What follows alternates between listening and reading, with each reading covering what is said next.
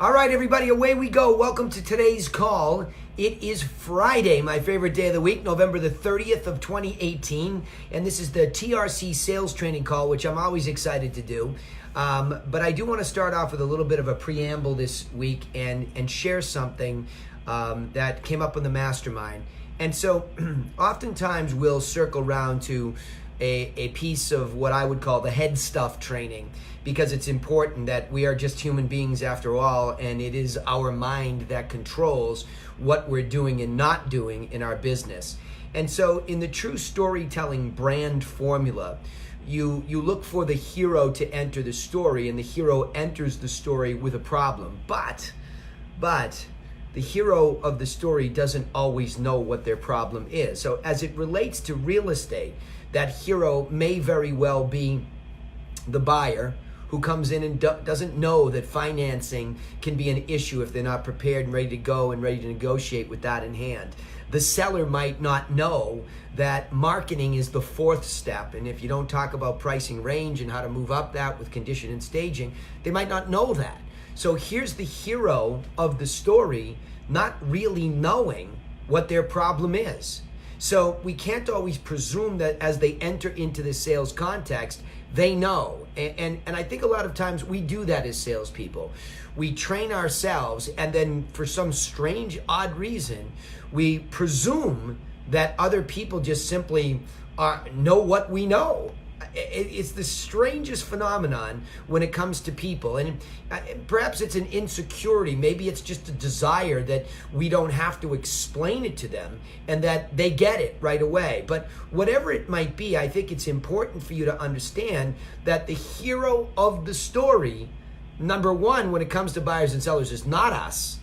We're later in the story, and I'll explain that in a second, but the hero of the story does not know oftentimes their problem. Have you ever asked, and I've trained it here before, so I'm hoping you have asked, hey, what are you hoping happens in this process? Or what's most important to you? And I have to tell you, more often than not, I get a flat out deer in the headlights look from people, and they say, I don't know. And you kind of scratch your head saying to yourself, well, what do you mean you don't know? How does a seller not know what they want? I mean, certainly to a certain extent, a lot of them maybe are hoping for a price, or they're hoping for something to happen. I'm not really sure myself, because I'm not a mind reader. So we have to provoke questions. But it's this strange dance that we go in as the guide. Right? So again, buyers and sellers, we're going in, and this is inside and outside sales, wherever you might be in that context. We enter this story as the guide. The hero is the buyer, the seller, with the problem that they can't even articulate. So as a seasoned guide, or somebody who's training and working on all of this, you have to recognize that you can't just run in there and say, hey, you got a problem, and hey, here's my solution. You have to be patient with this all. So this is a real art form, but there is a very formulaic understanding to it that I think it's important to reiterate on these sales training calls. Now, here's the trick, and what came up in our mastermind yesterday. It's really tricky when the agent, you, is the hero of the story, and you don't know your own problem. So I guess my job here, I'm going to take it over as my job to make sure that I am being clear that there is a problem. And what it is for salespeople, it is the lack of being intentional and understanding a simplified plan. It is very, very, very easy to get caught up in all. George Muttart stated it wonderfully for the mastermind yesterday, the potential. All of the potential things that you could do as a salesperson today can get very overwhelming and quite confusing. And very quickly, you get lost as a salesperson. So here you are as my hero. You're the hero of my story at the TRC, and you come in with a problem that you can't articulate. So I want to just hijack this moment to say, I'm going to suggest as your guide that the problem is you're not simplifying, and you're not being intentional about a simple execution of a plan. And then you're not staying self-disciplined. I think that's the articulation of the grand problem for real estate agents, okay? Just having a simple plan that they can execute and then stick with. It is very frustrating for me to see how many people will actually start and then subsequently stop doing something that's simple because they don't have this instant result. They get insecure, they panic, and they stop as if the next potential thing that they learned about somewhere on the depths and the dark side of the internet, come on over this way, try this lead gen platform, try this script, try this technique, right? All these things that you're trying that might have potential, and they might even be the real deal, but you're dabbling and you're not intentional about simple things, and you're not disciplined to see this out in a very long way. I've got an agent, Megan, who I couldn't be more proud of, because when Laura asked her yesterday, as one of our new agents, not having consummated a deal yet, she said, no, I think I'm making some progress. That's what patience sounds like. And I think it's really, really important to stay patient as the hero, the agent with the problem, who just starts and stops all this potential stuff. And I wanted to share that with everybody today before we get into the technical side of selling, because it's critical. Stop believing that this guy's killing it or that gal's killing it with this. Stop doing that to yourself. It's really dangerous. Pick something where conversations are happening with the heroes that you're seeking. Again, you're the hero of my story, my agents who come to me for guidance in planning. But I want you to go out into the field, and I want you to be talking to these buyers and sellers, and I want you to understand that oftentimes they can't articulate their plan, so I want you to take simple plans, the 7 steps, the 6 steps, and I want you to take a 5th grade understanding to them first so that you get up underneath them and you empower them. It's a very, very important concept that I should probably restate on a more regular basis, okay? All right, the other thing that I wanted to say, that's the first beat. The second beat is, look, if you are a team member that comes to visit me here, that means that you have a mastermind leader. And if you see me on the internet, you're always welcome to come in here. And it's the same for all of us, whether you're a top producer or whether you're a team member, it does not matter to me. It is critical that you don't hear some higher level of leverage and you're just getting started, or you're just trying to work this up, and you presume that you should go out and hire an inside sales agent for yourself, or that you could defer work to somebody else where you really don't get involved yourself, okay? Now, I am not a believer, what I was once taught, that you should become an expert at everything before you delegate it. I don't believe that that's true. So there's kind of a weird balance here that we have to strike. You need to understand how things work, but leverage does exist. But you want to earn your way to leverage. You don't want to buy it. In other words, that's what a lot of lead generation platforms became. People thought they could just buy their way to success with leads and conversion. You can't. People think they can just go hire somebody overseas to make phone calls, or in the States or in Canada, wherever you're listening to this, and just delegate that away. You can't. Because you haven't become an intentional manager and understanding it. So I want you to walk away from these sales calls with a very strong, fundamental understanding of how the sales process in real estate works. And I don't even like to call it sales process, because I like to call it relationship conversion process, because that's what it is. By adding value and really being that guide for that hero, that seller potential, that buyer potential, you're getting up under them and you're lifting them up to be empowered to make a decision. And if you get credit with the one being that person that is empowering them, they will in turn give you the gift of business. It's just an awesome exchange of value when it is done correctly. So let me just restate that. When you see the process of selling in real estate as a conversion of a relationship, and you get up underneath people by giving them simple and empowering guidance, I'm telling you, there's nothing more important than that exchange of value that leads them down the line to where they trust you enough to give you back the gift, okay? To give you back the gift of the consummation of a deal. It's just awesome when it works correctly. It gives you as a guide such an empowered feeling that you actually lifted the hero, the buyer or seller, up to a conclusion rather than put them in a headlock and try to drag them through where everybody feels a little bit weird at the end, okay? All right, now to the technical stuff.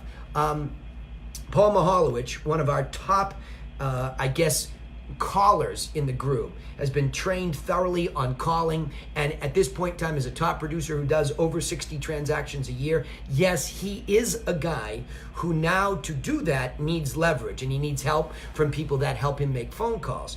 So he has some folks in the Philippines. So similar to Lee Stillwell, who shared a call with us so that I could break it down, Paul has done the same. So I'm going to play these, even though unfortunately we couldn't get Leah, who is Paul's VA, on here. I still think it's important to share them. He did ask her to share a best and a worst. And remember, as I go through these, the purpose is of a training call to break down that conversion process, listening for what I just talked about.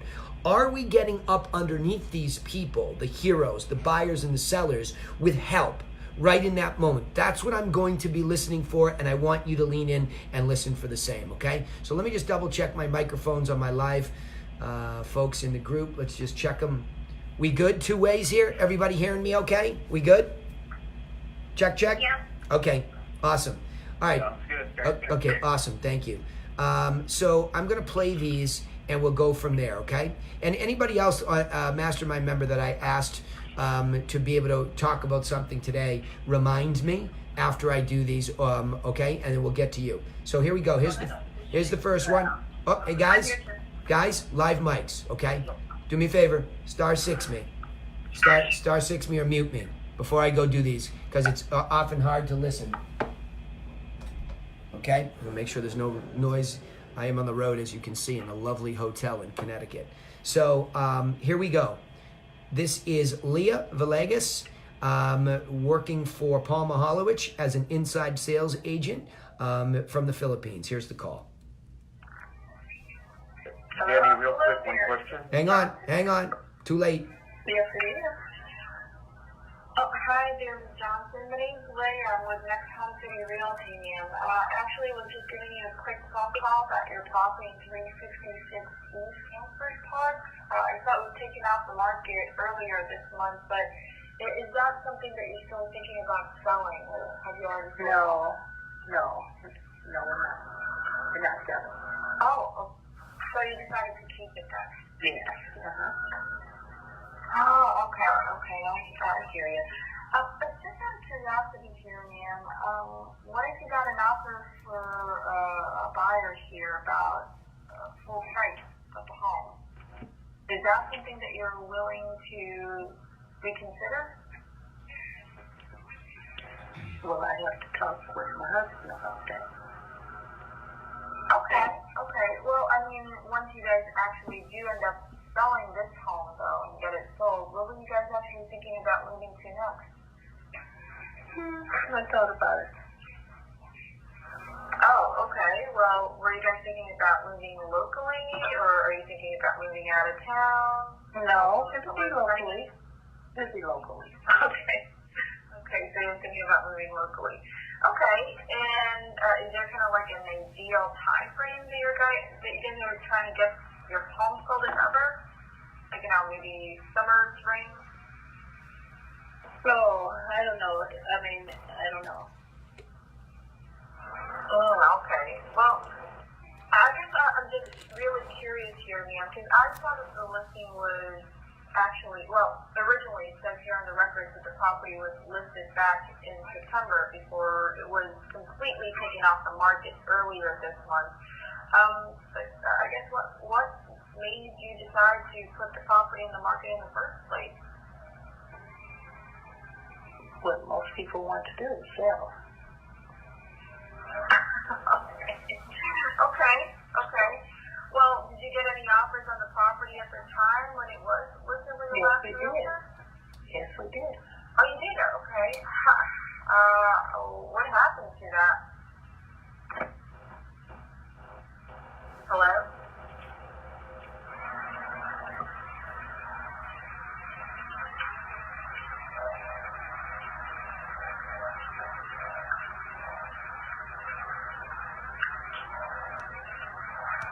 All right, let me see what happens there. If that's a hang up moment in time, let me just make sure, because I have a longer recorded call here than that. So let me just forward it a little bit.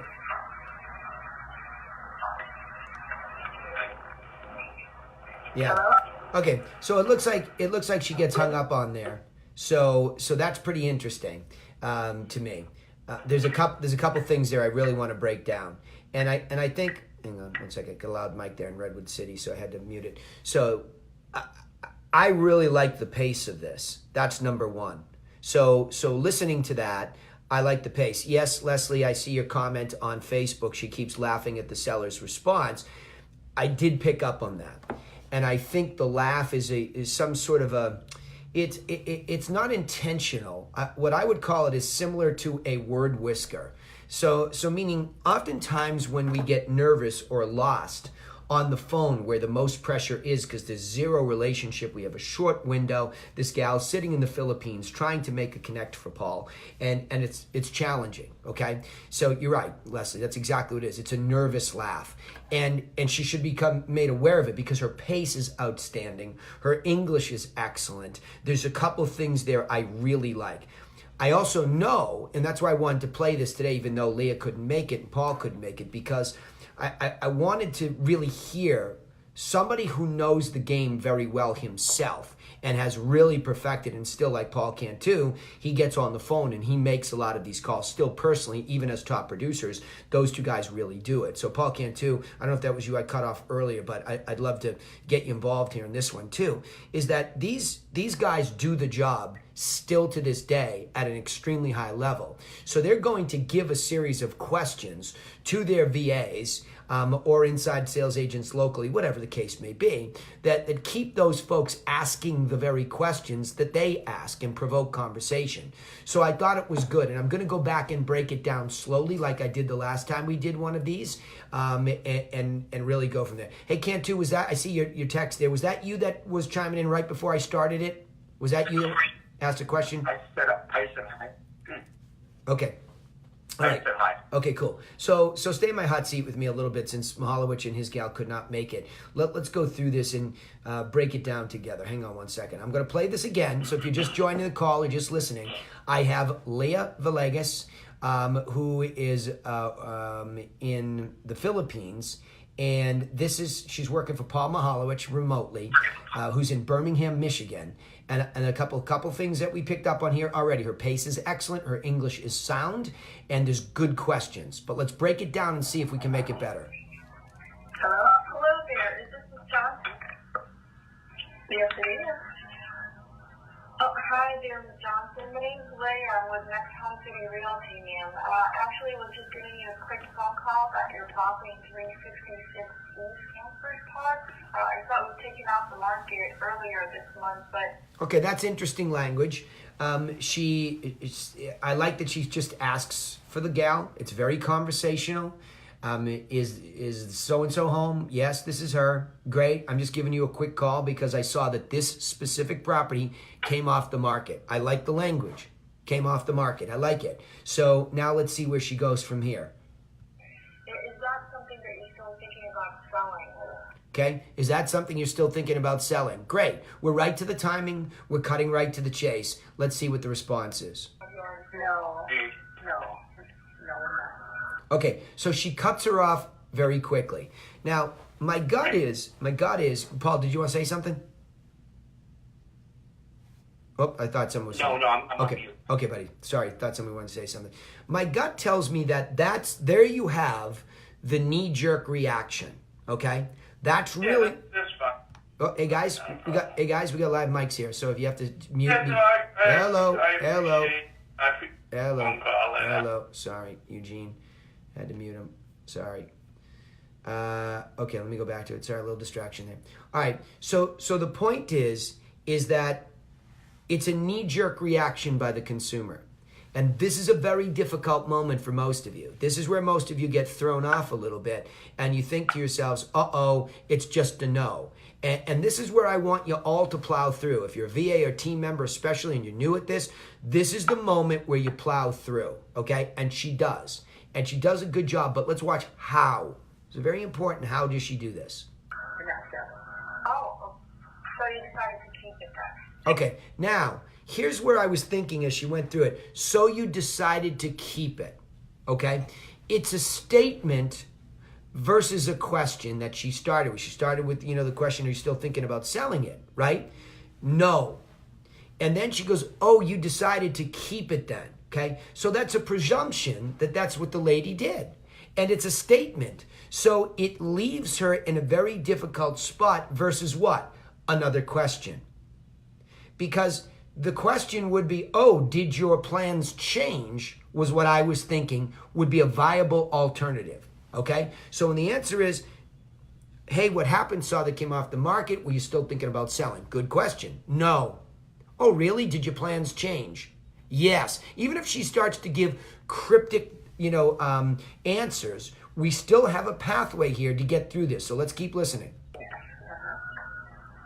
Oh, okay, I hear you. But just out of curiosity here, ma'am, what if you got an offer for a buyer here about full price? Okay, so that's interesting too, because this is where this whole, it can get to be a slippery slope with trigger language or bringing somebody into, what if you had hit a home run? What if you could still hit a home run?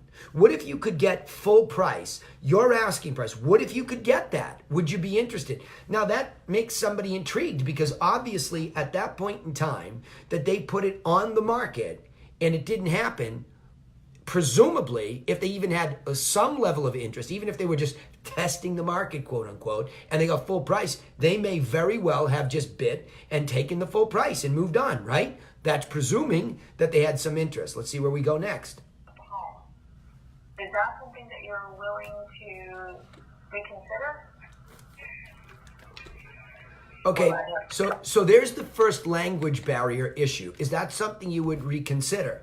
You don't need to reconsider it, right? We don't know that it's a reconsideration. So, and I know I'm fine-tuning this. I mean, it's why they send the calls to me to fine-tune it. But these little trigger moments really matter as to where the direction of the sale goes. So when you listen to this and you say, would you accept a full price offer today, period? I know what she's trying to say, so just say it. If you got a full price offer today, would you accept it? Right?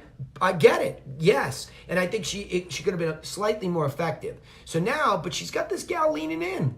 This went from a no, no, no, to now all of a sudden this is effective. This gal is leaning in, and now we recognize, you're going to recognize something here. She's not the decision maker alone, nor does she want to try to be that. Listen. Okay.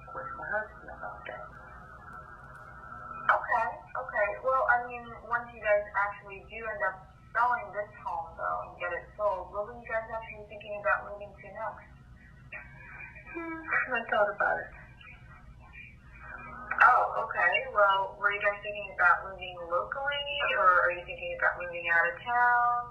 No, it'll be locally. It'll be locally. Okay. Okay, right there. So she gets a good answer, and there's that nervous laugh, right? She's doing so well, but that little whiskery action that interferes with this flow, it's so subtle. But everybody listening in a student manner picks up on it, right? Almost immediately. You're like, well, why is she laughing? She's doing so well. Why does she get nervous here? Is she feeling like she's running out of questions or the end of the script? In fact, I thought this was the point maybe where she could have been a little bit more conversational. But let's keep listening and see where she goes. Okay, so you're thinking about moving locally. Okay, and is there kind of like an ideal time frame that you guys are trying to get your home sold as ever? Like, maybe... Okay, see, this is where I think she starts to go away from the conversation. And this is where I've always made this point with you all. When you're too strictly following a script, she was so good up until this point. And I think at this point, it's interesting, Leslie, you picked up on that too, the nervous laugh, and you stated it. It's almost like she gets thrown off herself at that moment in time. And she goes back to some sort of a scripted performance and loses, albeit in a tiny space. I'm only 1 minute and 35 seconds into this thing. She begins to lose this gal, which leads to the hang up. Okay? And it was all very subtly turning on a laugh. When she just had her leaning in. Geez, I don't know. I don't know. We're downsizing. Great. Okay, let's keep going. So, I don't know. Oh, okay. Well, The lady almost groaned there. Did you hear that? I heard the lady like groan in the background. So here's the hero of the story, a seller who is now groaning. I mean, if you can pick up on that stuff, and it's hard to do, if you can hear it, it's almost like, stop. My hero is actually groaning in pain. The problem is I want to downsize, and I've got my husband, and I haven't really thought, but you can almost feel this gal coming unraveled in this moment in time. It's subtle, but when we get the chance to train like this, we can break it down and really hear all the pain starting to come out, and we're losing her. So instead of saying to the hero, whoa, wait a minute, it's okay, I don't want to get you upset. That would be the right moment to be conversational, empathetic, and human. I didn't want to stress you out. I just thought that maybe we could help. And even explicitly stating that, right? Here we go. I'm just really curious here, ma'am, because I saw that the listing was actually, well, originally it says here on the records that the property was listed back in September before. Okay, why is this relevant, right? Why are we talking about what happened in the past? It used to be listed and this and that. It's almost like instead of coming in and putting her proverbial arms around this gal and saying, look, you sound stressed. I don't want to stress you. I just want to help you. Like just recognizing that moment. Instead, her technique is the opposite. And I'm sure she doesn't realize this because it's so much easier in slow time than it is in real time, right? But she's actually going back and saying, geez, I don't know what's going on. I mean, I look back and I see that this thing was on before and it failed before. It's almost what it sounds like to me. Let's keep going. It was completely taken It off. comes across as stalking. Yep. Yeah. But I guess what made you decide to put the property in the market in the first place? All right, that's a good question, though. But after all that noise, the gal groans. She takes her back in history and says, I saw this happen before. What the heck is going on here, lady? Right? It's almost agitating. And now she finally asks, why did you put it on in the first place? But she already knows that. Oh, wait a minute. Maybe she doesn't. We don't know the downsizing yet. I got it out of order. Hang on. What most people want to do is sell. Okay, what most people want to sell, or do sell. This lady is exasperated. It's almost like she's punch drunk in the 8th round. She's now definitely overwhelmed. What most people want to do, sell. That's why I put it on the market. Like, huh? Right? So now we have this poor gal up against the ropes. You can hear that she's a little bit elderly. She's probably a little bit confused at this time, and we're beginning to lose her. Okay? So here we go. Keep going. She laughs again. She laughs again because that's actually funny. It was pretty funny, but I'm not so sure the lady was trying to be funny. I think she's a little bit exasperated. She's slowly moving through this and she's beginning to get overwhelmed. Now we've got another laugh. Okay. Well, did you get any offers on the property at the time when it... Fabulous question. One of the best questions she asks. It took 2 minutes and 19 seconds to ask it. Did you get any offers? How far did you get? Because that makes it real again, so that now as the guide, as we begin to come in here with the guide, right? So Leslie, you said, not sure if these callers use the plan. I would dovetail to giving. Here's that moment. Here's the moment where, okay, there's the opportunity for guidance right there. And that's the kind of question. Did you get any offers? Why is that important? Because in the 7-point plan for selling, when we say pricing it right, condition, staging, then marketing, we lead to what? Communication and negotiation. So communication is that feedback. Were people coming? Did anybody see it? Did anybody get an offer? Did you get as far as negotiation? This gal made it all the way to that stage. All the way to negotiation.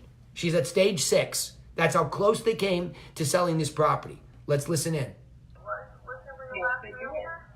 Yes, we did. Oh, you did? Okay. What happened to that? Bang. So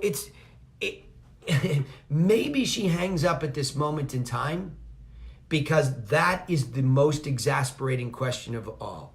What happened? And she just bails, right? And so I think a couple of the misses here, and then I'm going to ask you all, Dean, since you spoke up, George, it sounded like you were there, and Paul, you've been in the hot seat with me. I'm going to ask the three of you to weigh in on this, and anybody else in a second that has a strong feeling about this. It's really good, this call. I'm going to say that first about Leah. It was very, very micro broken down, but I thought her pace, her tone, and the organization that Paul gave her was really close. I'm going to give this a B+. And that's only because I'd rather people really don't get comfortable and always are trying to micro improve. Get rid of the laughing. It's a nervous habit. Do your best you can to not do it. Alternatively, take a breath instead. And go back and look at the series of questions that provoke this person to read their mind, but also to express their feelings so that we can hang on to the feelings. And that's where we cross the Rubicon from just scripted performance to relationship, okay? I know this might sound subtle to you, but it's everything. The way that you can care for that human being in that exasperated moment, and the context here is expired, cancel, withdrawn, it's one of those, okay? So there's real context here and opportunity for this inside sales agent to help. And Leslie's exactly right, pulling this all together, we as the guide are trying to get into the conversation with the hero to pull out what they perceive the problem to be, even though we probably know where the problem was. But because she starts to get the right answers, she finds the gal got an offer. Great. It wasn't full price, I guess. Was it full price? Where she started, would you accept full price? Now she has the opportunity to just pull that together. Say, was it full price? Right? And so now, okay, so it wasn't full price, so that's why you didn't take it, right? Okay? So maybe that, I'm not saying this would work because maybe this gal at this point in the call is exasperated. It's too much anyway.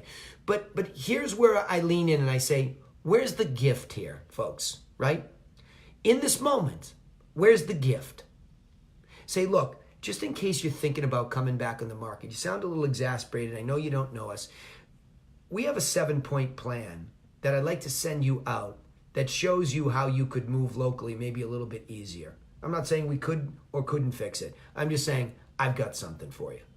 There's got to be a moment in here where we can get into that kind of a space with these people. Because this lady is elderly, you can hear it, or very slow paced, and we can't rush her.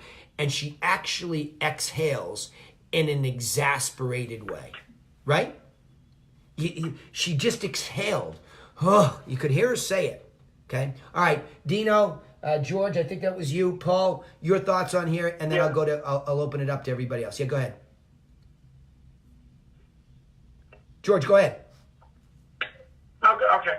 I just wanted to, I agree with you, Danny. I wish she would have offered up the free gift because it sounded to me more like, it was more pitchy and trying to grab the sale. You give the information, and I like the call. I really did. Yeah. The only critique I would say is getting that free gift. Hey, I'm calling you to give a free gift. And when she mentioned that her decision maker is her husband, that's when you got to taper it down because she's not going to give you an answer. Mm-hmm. And like you said, you could hear a couple times where, at least I did, where I felt like she was wanting to get off the phone. Yeah. And you're trapping her. So for me, it would have been like, okay, you know what? I'm just going to send you this free gift. Yeah. And I'll touch base back with you. It would be a better time to talk to you with your husband there. Right. And that way, it just softens it out and lets you release each other versus her hanging up on you. Yeah, for sure. Good. Hey, Danny? Yeah, go ahead, Paul. Hit it. Yeah, I mean, I don't want to, I don't ever want to denigrate another ISA, but I honestly thought that call was awful. I was looking at Andy across the room, and I just like, if one of you guys made that call, I would rip you a new one. It went on way too long. There was just, it's not a call that I would make. I'm not saying she didn't hit a couple beats, but I thought overall, if I had to grade it A to F, I'd give it a D. Okay. Yeah, that's a harsh grade. I don't agree with that harsh of a grade, but I'll bite. Clean it up for her. Give the positive feedback now. What would you do differently? How would you make that better?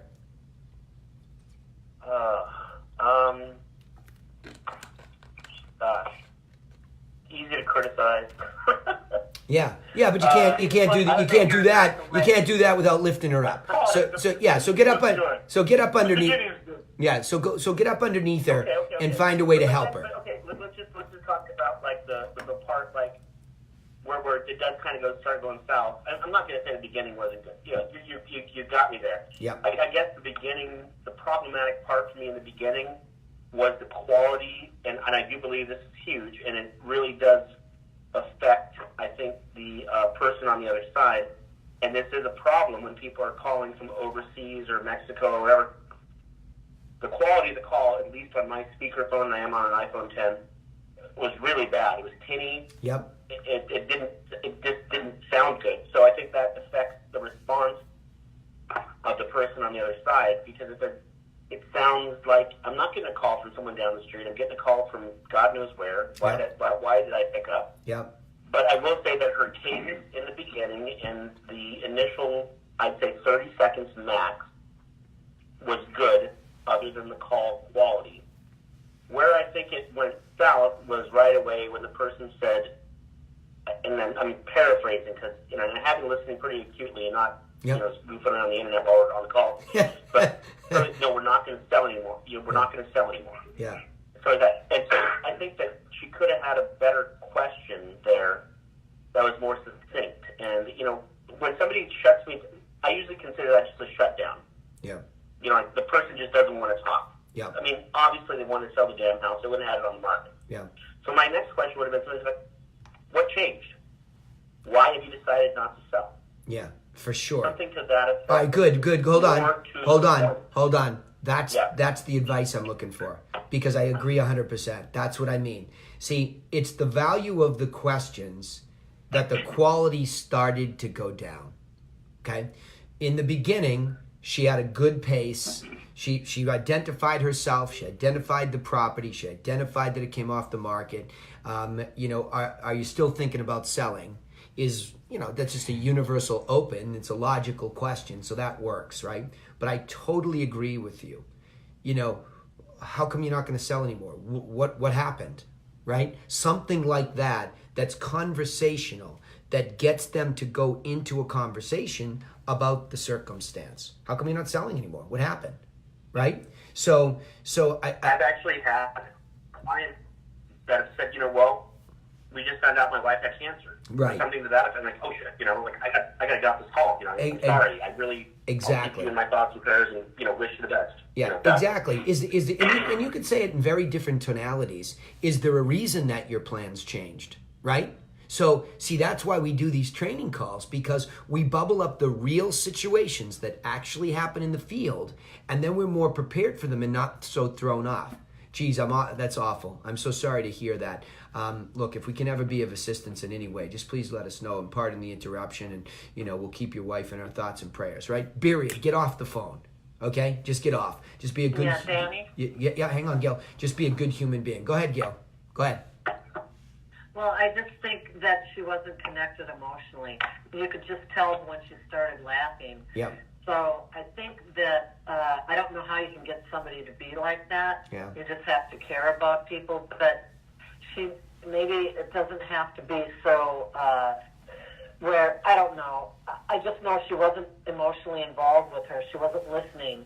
And that was apparent as we went along. So... For sure. And it's tough, because we're critiquing her right now, and I'm sure I sound like that sometimes. Very rarely, though, because I'm really acute at listening to the groans or or whatever, and I want to make sure that I can connect with them. And the only way I can do that is with my tonality and my emotional. They can see, my emotions. No doubt about it. So I think that's something that. No doubt, Gail. Gail, no doubt. And look, you're right. I mean, first of all, I thank Lee for sending in, the calls that he sent in. I thank Paul for sending. Awesome. I thank the ISAs for doing this, because it just allows us as a group of students of this business trying to help people at a deeper level to listen to this stuff.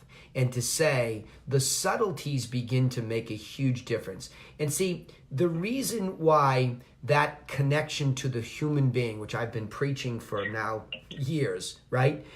You have to walk onto this call as an empathetic human being, understanding that the person on the other end of the phone is the hero. And I'm not being dramatic. They are the hero of the story. They have a problem that they may or may not be able to articulate, number one, and they might not even know what it is, number two. You enter this as the guide. A guide plays a very clear role. The guide's role is to get that person the result that they want by being helpful. And sometimes you have to be demonstratively helpful. You have to be strong. You have to move it. Hang on. You have to move it with a firm hand sometimes, and other times you have to be soft. And so certainly that's practice and getting to feel that intuitive piece of it. That's the art form. But I think if you're empathetic to start, before anybody says a word, then you can always be resourceful in that moment. Say, if I were in this predicament, what does this lady really need? And that's why it was fingernails on a chalkboard to Cantu, because if you listen to him make his calls, he has this very engaging, soft tone. Paul, I'm calling you out. I need a recording from you doing some calls, okay? Because I want them to hear conversational tonality that draws people in and is real, right? But ultimately, we need a result too. This gal is being paid through my outdesk to perform a service for Paul Mihalowicz, and that is to get appointments. That's a tall order. It's very difficult. And I think the big mistake is that we keep beating on the questions and the systematic approach. The calls go too long, and nobody's teaching these folks empathy. Listen. Be a human being, because she had the tonality. She had the ability to empathize. And she starts to laugh because she gets nervous in that moment, right? She's going there and she's getting nervous because she's not getting the result. And this lady's saying some things that are really boxing her into a corner. And instead of just listening and being like a motherly type in that moment, she loses her. Oh, hang on one second. Boise, Idaho got hot there. I'm assuming that's Lindsay. So that's my point. Go ahead, Dean. You were going to say something, though. Go ahead. A lot of you have stolen my thunder, which I appreciate. But there comes a point in the call. A couple things that I noticed. Instead of asking, I forget how she phrased it, but there comes a time where you need to crank up that deep personality, and it was very back and forth, and even paced volley. Whether it was slow or quick doesn't matter. But at one point there was a chance to just slam it across the table. And instead of asking the way that she did about the offers, I would have come in and said, "How many offers did you get?" Yeah. Because right there to me, it opens the line of communication for negotiation and pricing. Two of the key points in the infographic, which would have created the opportunity later for her to provide that additional education at a lower stress level. Yeah, there was a lot of that missing. Yeah, I think it almost felt to me. Yeah. Go ahead. It almost felt to me like the agent was waiting to just beat them down enough so that the seller would turn around and say, "Please come save me." Yeah. Yeah, well, again, that was the feeling that I got. Again, it's the hazard of being too scripted and then becoming disconnected emotionally. Yeah. That's not lost in this entire coaching group here today. You can hear it in these calls. No, Go. And that's why I love Gail's point about the emotion, because that's what I'm saying. That's where the opportunity to crank up the deep personality a little bit, to get some emotion into it, so you can create better connection. But does it really? Here's the thing, because I've preached dialing up your D for years, and now I'm questioning myself. Isn't it just about more so just cutting to the chase, regardless of what personality type we attach to it? Just cut to the chase. This lady told you she had offers. This lady told you she wanted to downsize. Say, look, what if you had the right guidance to downsize? Would you reconsider selling? What if I could give you better guidance on how to get from here to there? Why are we saying, well, would you get if you could get full price for this, would you do this? Why? Say, look, if we could provide you better guidance. I hate that line. Yeah, go ahead. Come on, say it.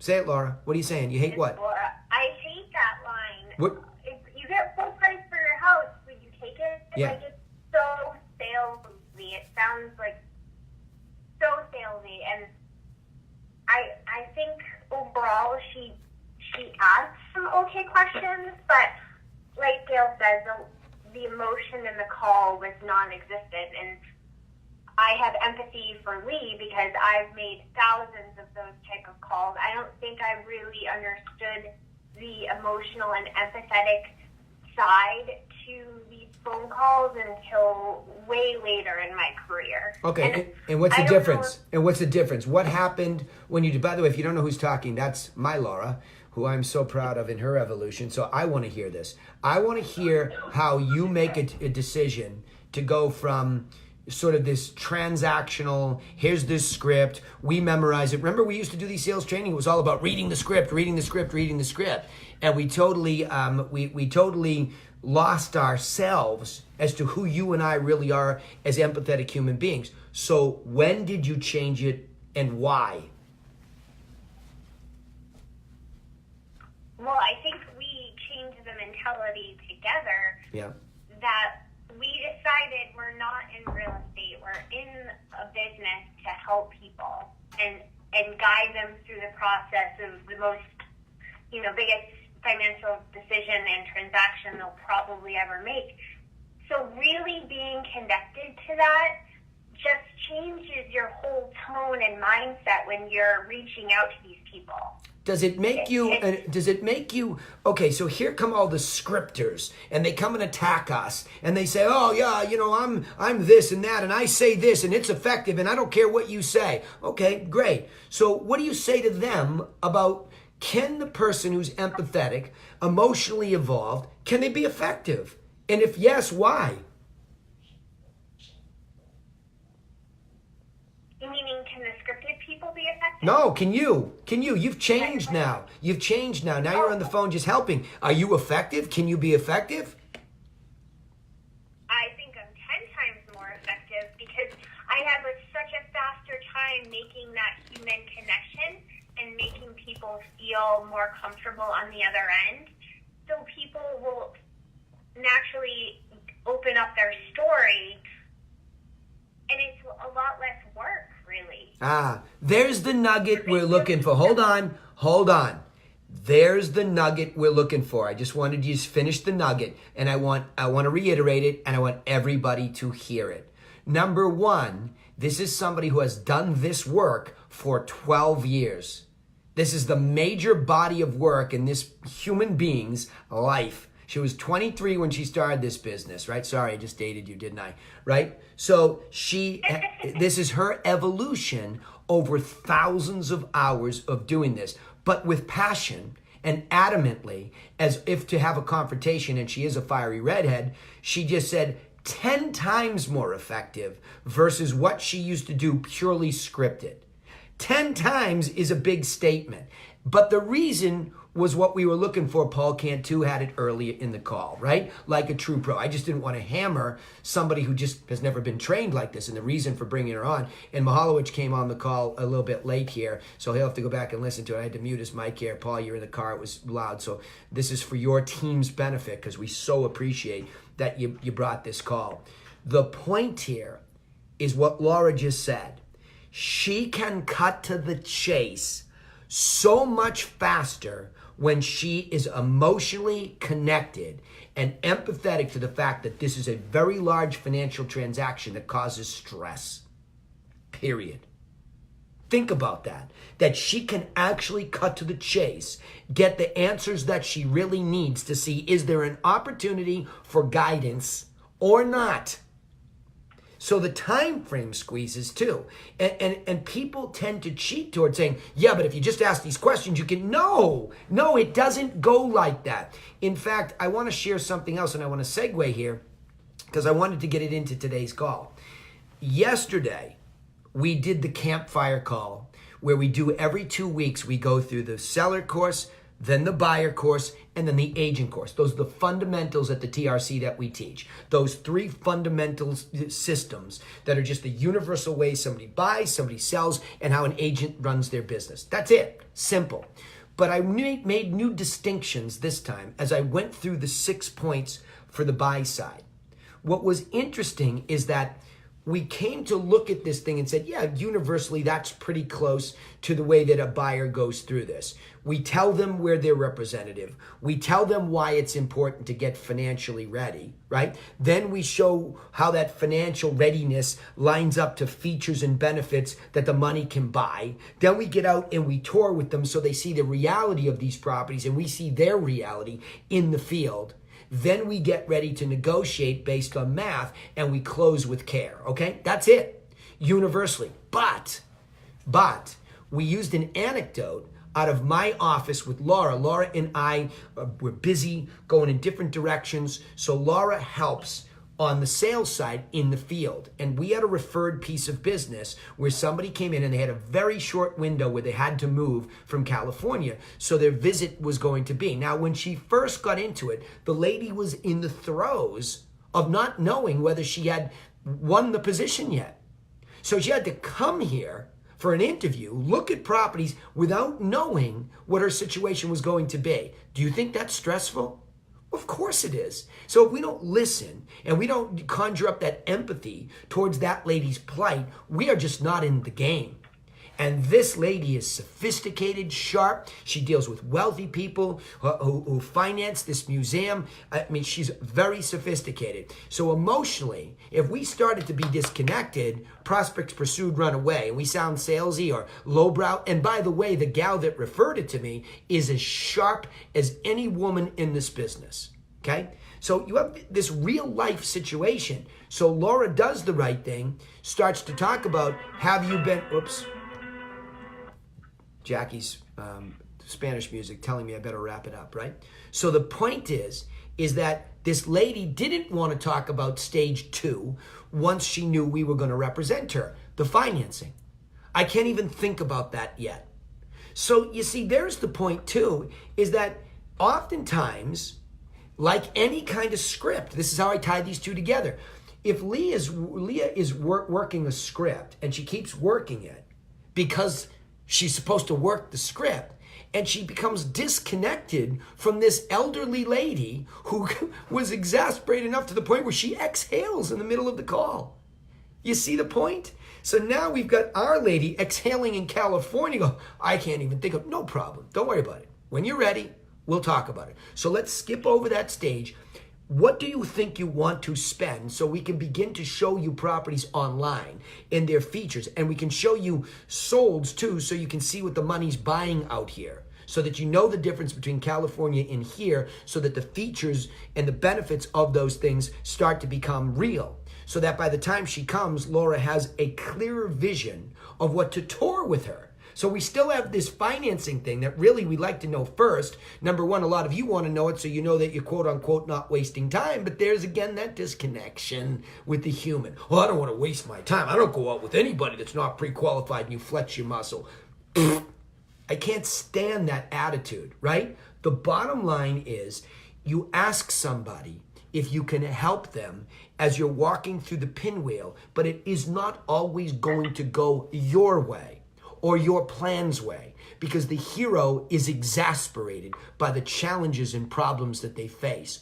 So the great guide takes the time and the patience to listen. Where am I at right now in this real moment with this real person? And what is the most logical thing to discuss to bring their anxiety down?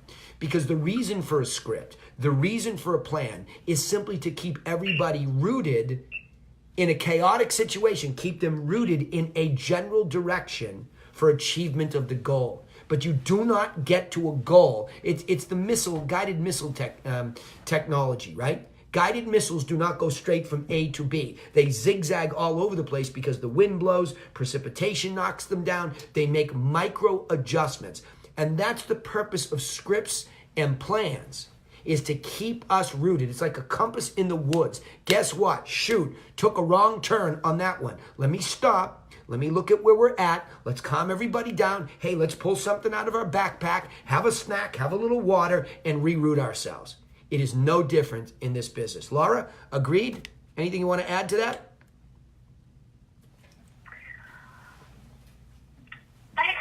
Yes and no. Okay. I feel like, I don't know, last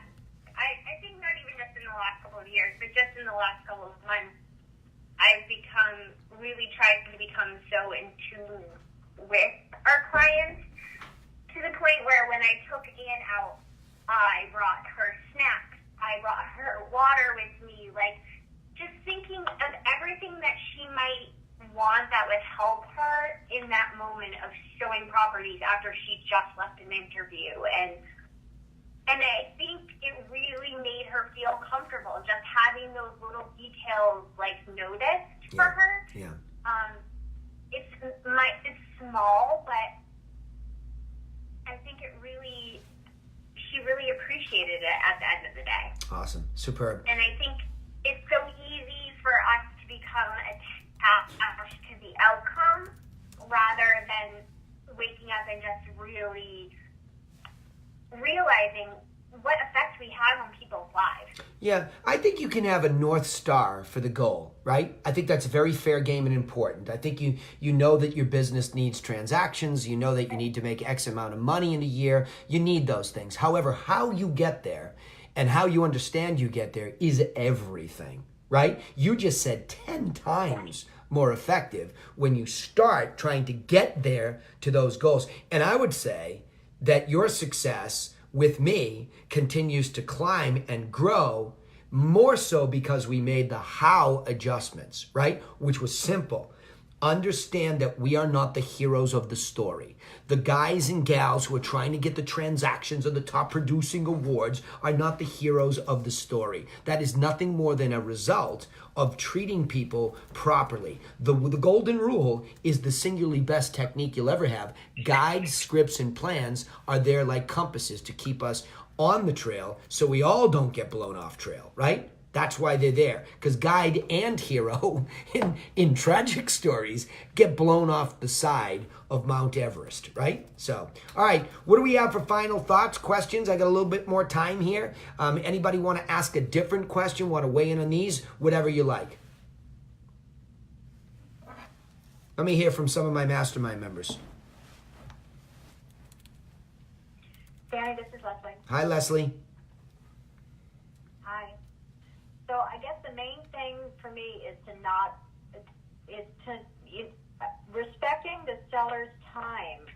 Just that respecting their time to go on and just kind of, try to keep them on the line or wear them down or whatever with a script. I can't do that.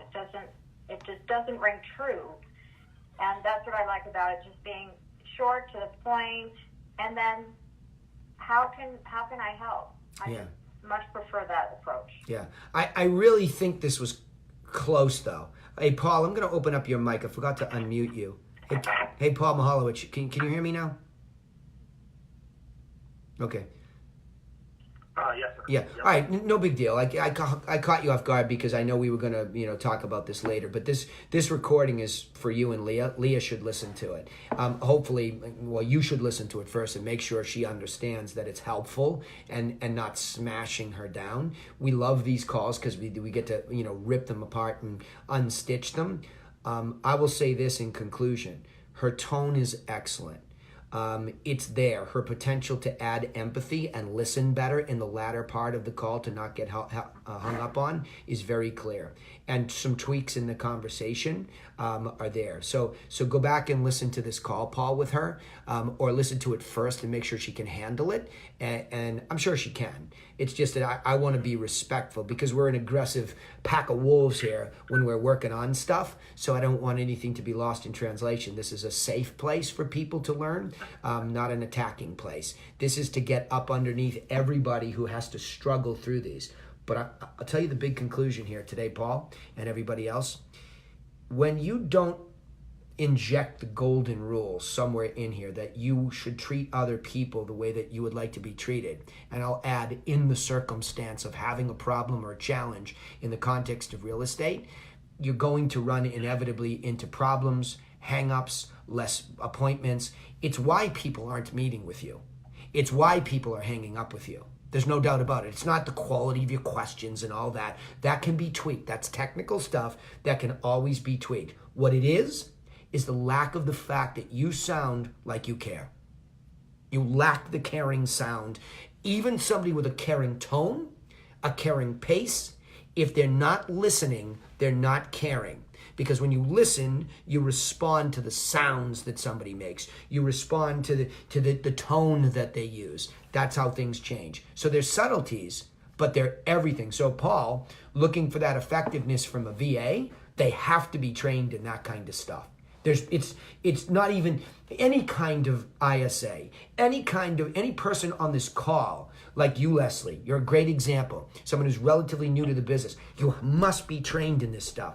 You must practice it, and you must listen to yourself having these conversations whenever possible, right? Really, really important. All right, final thoughts here, anybody? Hey, Paul, you rock for sharing that with me. I really appreciate you taking the time to do that. We cannot be this effective without that kind of stuff. So that was really effective. Thank you. Okay, what else? Anybody else? We good? All right, get out there and prosper. Have a great weekend. I appreciate all of you for being here, especially Paul Mihalowicz and Alea Villegas. So it was really good. So no, Paul Cantu, you were not harsh. You're all good. So that wasn't harsh. It's just an emotional reaction that we have as we're trained deeper than some people that are listening in this empathetic approach. And that's just the way we feel. And it's starting to well up in this group. I still want it to be effective. I don't want us to now go to this other end of emotional and empathetic without being effective. We need both, and we need to pursue both, okay? So think about that. Record your calls if you can get the inside sales calls, and practice it also in the field. It's no different in the field.